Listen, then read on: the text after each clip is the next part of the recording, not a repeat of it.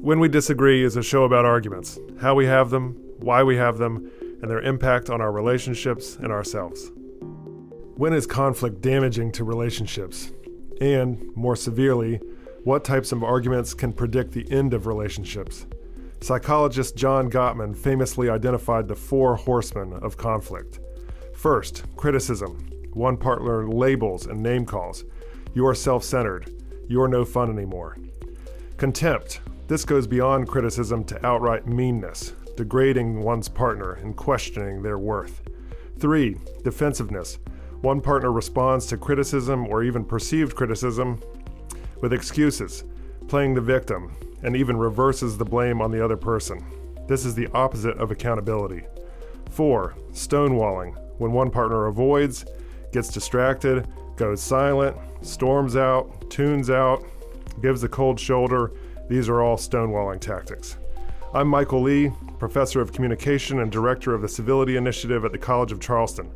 Today's guest is Eva Tryon from Pennsylvania. Eva, tell us an argument story.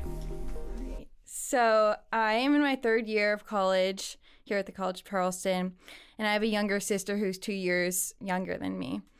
And last year, around Thanksgiving, fall time, she decided it would be a good idea to switch all of our stuff in from her room at home to my room, completely taking over my room without asking me, without asking our parents or anyone, just thinking it would be a good idea to take over my room because I will admit it is significantly bigger than hers was. And she was tired of it and I was at school, so she just thought it'd be a good idea to take it over. And that wasn't even the biggest problem. The biggest problem was her planning to not tell me and letting me walk in the house come Thanksgiving time to a completely different room with all of my stuff out of it. So long story short, my parents did make her tell me. I found out through a cousin, actually, so it wasn't even her that told me. And what did your cousin say? She just brought it up and was like, oh, did you know that Allie, yeah, I'm sure you heard Allie took over your room. I was like, what? No, I didn't hear that. Call my sister up. What did Riley just say? Huh? I'm really confused. Describe your overall relationship with your sister. Was this surprising behavior? So she's my best friend. We're super, super close. And I'd say we even got closer when I did go away to college. We talk all the time and are just very close. So I don't know. I definitely was surprised, but she had, dropped hints here and there, more of threats, but I didn't think that she would fully follow through with it. I think that's where most of the surprise came from, for sure. How much bigger is this room that we're talking about? It's not anything crazy. Bigger closet. Okay.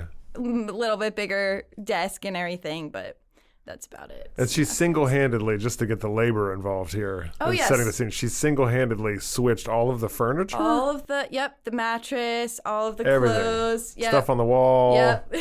Everything. She just body switched. Just thought it'd be a good idea. One Saturday, something got into her. And in wow, that's a lot of work on a Saturday. And so she thought then that you would just come home at Thanksgiving having no clue that this had happened and then put yourself in her shoes. What did she think was going to go down when you got home? I for some reason think that she thought it would go over easier if I just came in, went to put my stuff down and I guess I don't know exactly why, but maybe she was scared of the confrontation or something like that, but which isn't like her. I'd say she's usually fine with that and honest with me and everything. Usually honest and direct, but in this case, a little secretive, right? A little indirect, which a lot my indirect. Parents reminded her would have been a lot worse if she did wait. What do you learn about your relationship with your sister after the confrontation is where I want to go with this. But let's describe the confrontation when it happened. Okay, let's see. So this is last year. So your cousin tells you, and then what happens? Yes. So then I call my sister. I was at school. She was at home.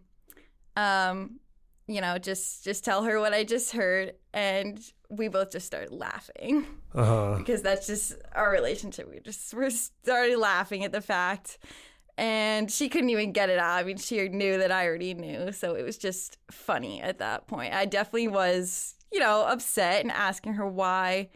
And then I think I called my mom and was like, why'd you let her do this? And she said, I didn't have a choice. She just started doing it.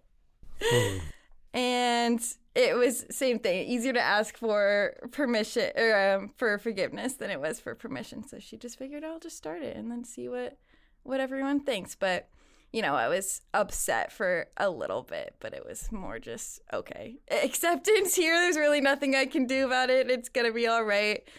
I'm at school more than I am at home. It's going to be all right. So was there, it sounded like you laughed a bit at the ridiculousness of this. Yes. And then there's some part of you that was upset. But how did that part get communicated at all? The most upset I was, and I expressed to her, was when I got home and saw it for myself. And for me, it was just, this feeling of like unfamiliarity and it just being super uncomfortable. And that was communicated to her and everything.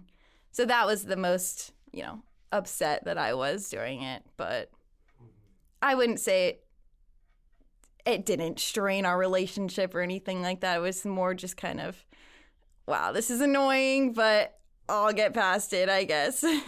Did you learn anything about your relationship with your sister from this?